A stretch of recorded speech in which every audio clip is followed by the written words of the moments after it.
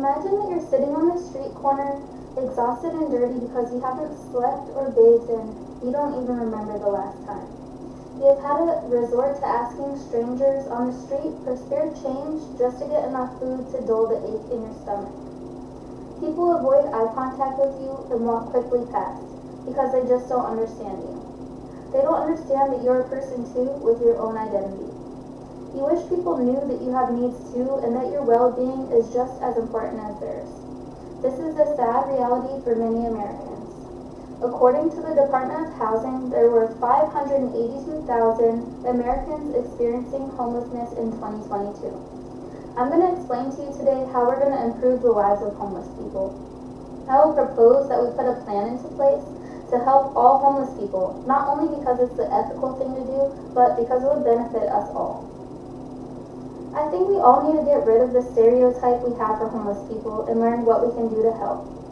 When it comes to passing a homeless person on the street, I've done the same exact thing that we all have. I've beelined in the opposite direction, or I've ignored them when they ask me for money. I think it's time that we talk with you about the main cause of homelessness and who is most affected by this. I'm also going to go over what we can do to help and change America to be a place that has less homelessness and more understanding when it comes to this topic. So what causes homelessness? I'm sure the first thing you think of is poverty. And that would be true. The National Alliance to End Homelessness states homelessness and poverty are inextricably linked. When economic instability increases, so does the risk of homelessness. Another reason for homelessness will be substance abuse. The National Coalition for the Homeless states that addictive disorders disrupt relationships with families and friends and often cause people to lose their jobs.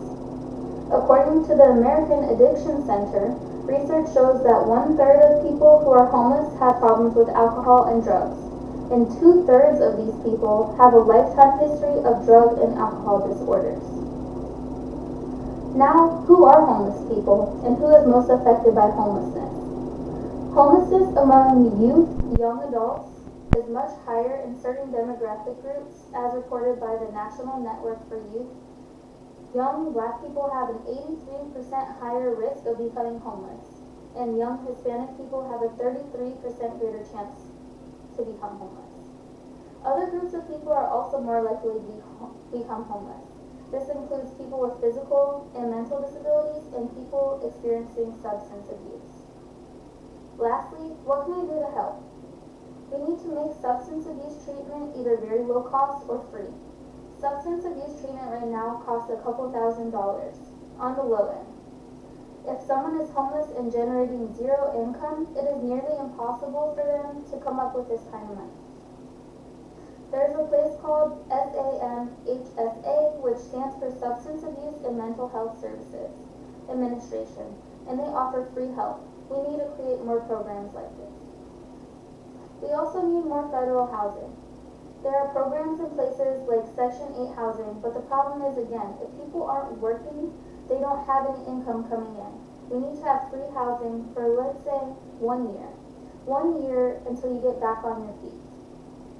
That will give someone time to find a job and create some normalcy in their life.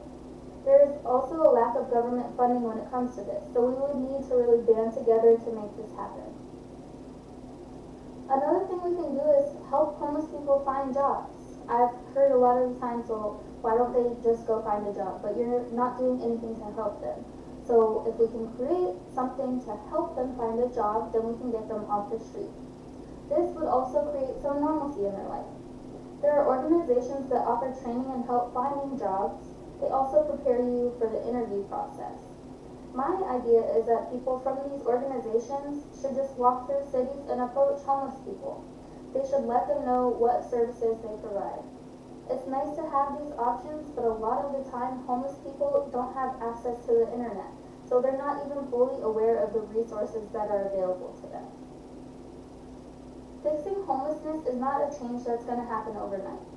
But if we bring more attention to the problem, then we can work together to be the solution. A great start to giving homeless people a better life will be finding them low-cost homes, jobs, and finding them treatments for substance abuse. As I stated, none of these will be a cure-all or a fix-all, but it's a step in the right direction.